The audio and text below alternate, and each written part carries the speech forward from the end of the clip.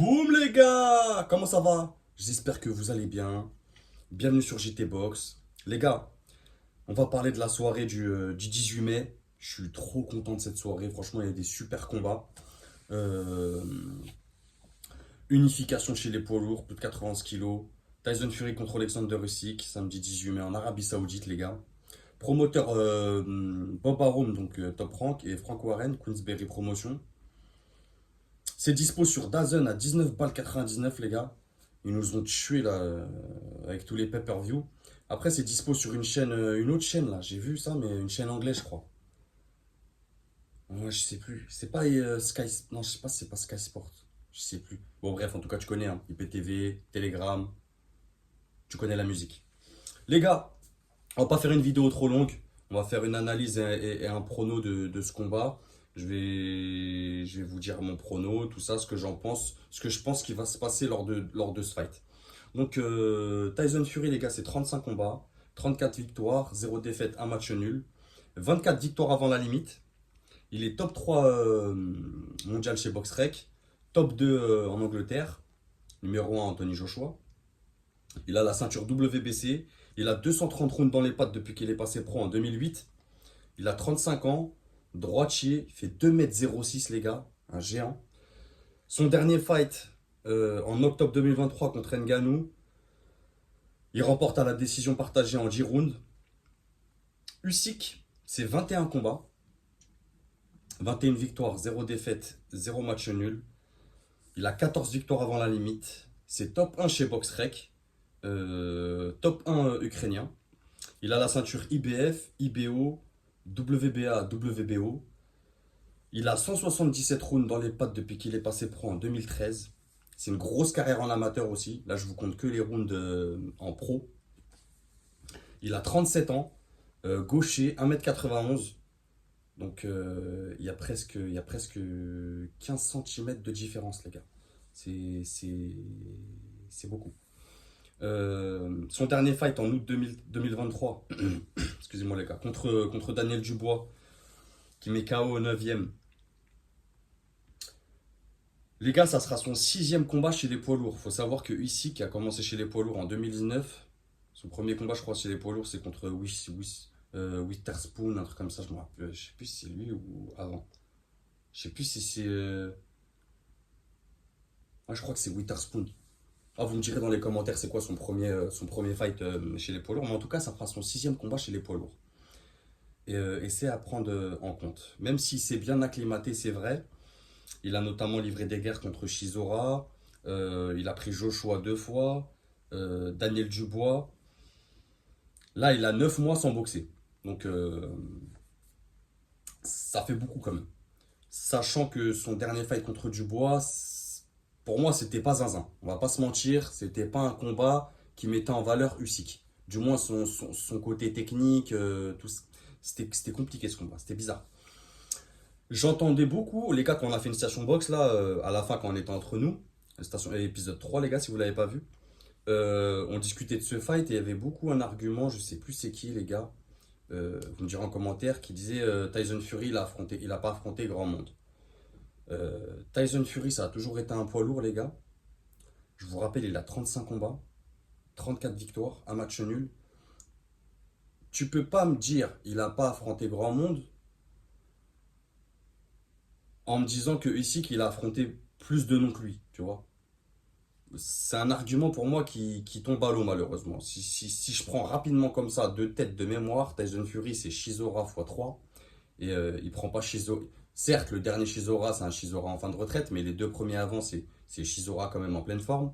Il prend un Vladimir Klitschko, il prend un Wilder 3 fois, il prend un Otto Wallin, il prend un Dylan White. Tu vois, il a pris des noms. Les seuls qu'il n'a pas pris de sa génération, c'est Joshua. Joshua, et après, voilà, est-ce qu'à son niveau, il va aller prendre un Dubois ou un Jared Anderson? Ça l'intéresse pas. Il est en fin de carrière, les gars. Je pense que après ce fight, vous, comme moi, même les supporters du SIC, ceux qui voient Usyk vainqueur dans ce fight, ils rêvent tous d'un Joshua Fury en Angleterre. Les gars, on va pas se mentir. Fury, c'est 7 mois sans boxer. Donc moi, les gars, partie prono.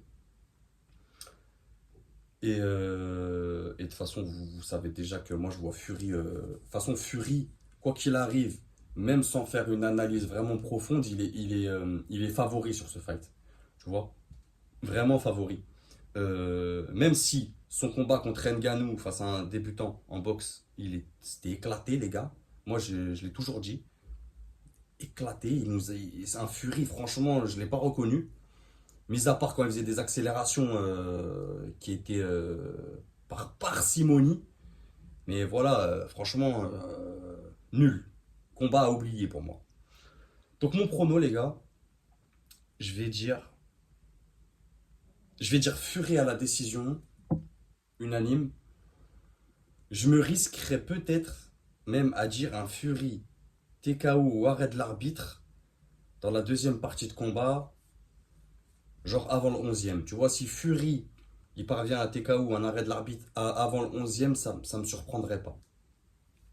Je vais vous exposer des arguments. Les gars, euh, je- les gars, moi, Usyk, c'est un grand boxeur que je respecte, qui a une grosse carrière en amateur, une grosse carrière chez les lourds légers, qui a une bonne carrière chez les poids lourds, mais pas suffisamment. Pour moi, ça va manquer.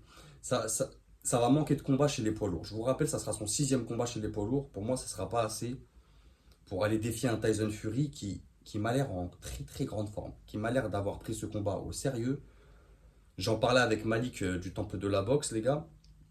Grosse force à lui. Euh, Moi, de ce que je vois, de ce que je ressens, je vois que Fury, les gars, il est en train de prendre ce fight comme s'il prenait un Wilder. Tu vois, le premier Wilder. Et ça va être dangereux pour Usyk. Euh, on voit qu'il s'est affiné, on voit qu'il s'est musclé.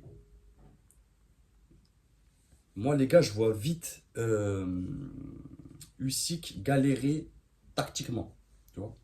Pas techniquement, parce que techniquement, Usyk, ça reste quand même un technicien. Je pense qu'il a des armes pour faire son jeu, pour faire son game plan.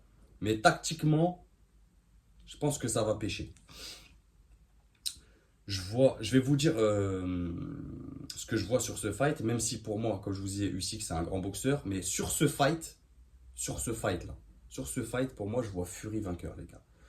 Je vois un Fury sur la pointe des pieds, envoyer des jabs à une vitesse, comme d'habitude, comme il sait le faire, des 1-2 en in and out,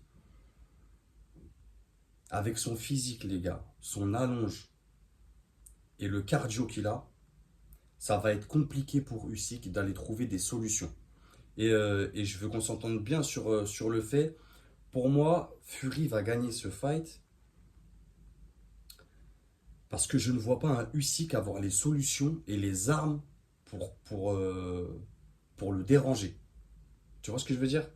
Le jab, le meilleur jab, les gars, ça sera Fury.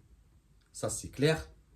On en avait discuté lors de la même station box où c'est vrai que Usyk il a plus de variété de jab. En plus, c'est un gaucher. Mais le jab qui va faire plus mal et qui va être plus précis et avec plus de débit, ça sera celui de Fury. Fury va aller chercher sa distance. Une fois, moi je vous dis le fight, je pense qu'ils vont être concentrés pendant 2-3 rounds. Après, Fury va commencer à se relâcher. Et une fois qu'il va avoir pris conscience de la distance, ça, Usyk, il va être en galère. Il va être en galère de malade. Je vous le dis tout de suite. Il va lui faire des changements de rythme aussi. Fury, c'est quelqu'un qui a posé un faux rythme. Ça veut dire qu'il t'endort un peu et il t'amène dans un rythme, dans son rythme à lui. Et après, c'est dur d'en sortir. Et je vois pas Fury faire du dirty, les gars, ou faire beaucoup d'accrochage. Je vois surtout un Fury à distance, avec des gros gauche-droite, des gros jabs, des grands contres en uppercut quand Usyk va forcément vouloir casser la distance et essayer de passer par en dessous ou essayer de rentrer à l'intérieur. De toute façon, la stratégie d'Usyk, les gars, on en parlera après bien sûr, mais on est d'accord que c'est soit de passer en dessous, sur les côtés, ou soit aller travailler en intérieur. On est d'accord avec ça, les gars. Donc en intérieur, s'il arrive à casser cette distance, il peut aller se prendre des uppercuts. comme tout boxeur. Hein. Il n'y avait que Mike Tyson, les gars, qui avait cette capacité à rentrer et casser la distance, qui avait cette vivacité et cette rapidité d'exécution telle que même les boxeurs pouvaient rien faire. Mais c'est Mike Tyson. Il n'y en a pas deux, il n'y en a pas trois, c'est fini. Et je vois pas Usyk faire ça, tu vois. Sur 12 rounds, ça va être chaud. Le cardio d'Usyk, les mecs, ils m'inquiètent aussi. Notamment sur ce fight où il va devoir faire beaucoup de déplacements. Et il va devoir aussi avoir beaucoup de mobilité. Chose qu'un Fury, Usyk est très bon sur des boxeurs qui ont peu de mobilité de tête. Tu vois. Tu as des boxeurs qui ont une très bonne mobilité, qui vont bouger, mais qui n'ont pas une mobilité de tête en même temps. Fury, il a cette mobilité de tête et il a un retrait de buste qui est très dévastateur après quand il arrive avec son jab du gauche. Donc, et les contres, ça fait peur. Et aussi,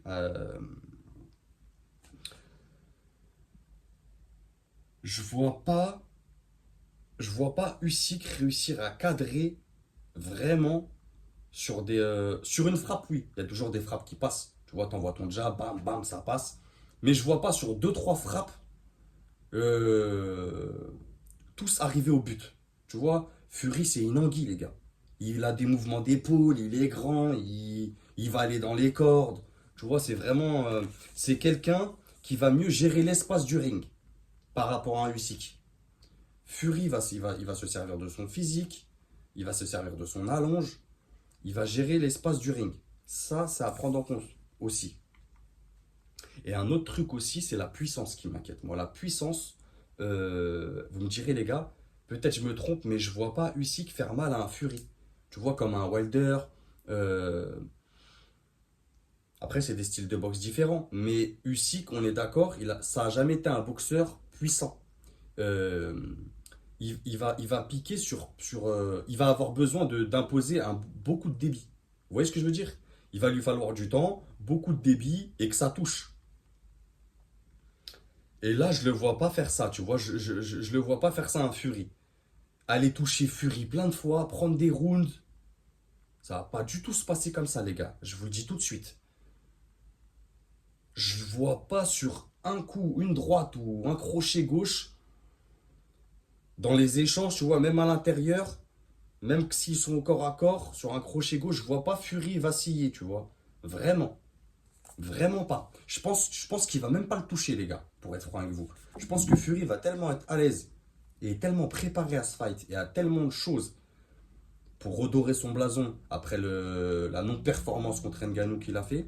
Je pense que Fury, là, il est déter, il a des choses à prouver. Et il faut pas oublier, les gars, un autre point on a tendance à oublier dans ce fight, c'est une unification.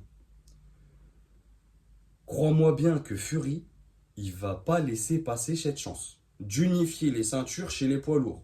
Je vous le dis tout net, les gars. Tout net. Il sait qu'il a 35 ans, qu'il est plus sur une fin de carrière.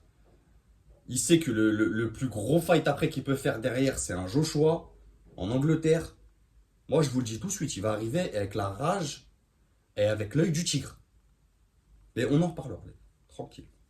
Je veux pas vous inquiéter. Donc, comme je te disais, Usyk, il a besoin de débiter. Et Fury, je pense qu'il va être plus relâché.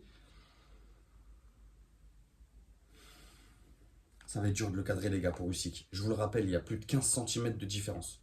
En termes de taille, c'est énorme. C'est énorme. Et Usyk n'est pas un Mike Tyson.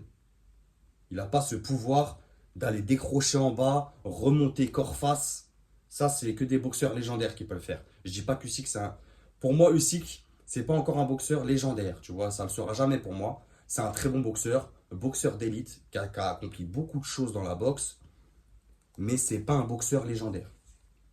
Après, c'est mon avis, les gars. Hein. Là, moi, je partage mon avis sur ce fight, vraiment. Vous voyez ce que je veux dire? J'aime bien Usyk, c'est un très grand boxeur. Mais sur ce fight, je vois Fury, je vois Fury largement au-dessus en termes de niveau. Même si Usyk a un gros parcours en amateur, donc plus de coups d'œil et tout ça, je vois quand même un Fury au-dessus, les gars.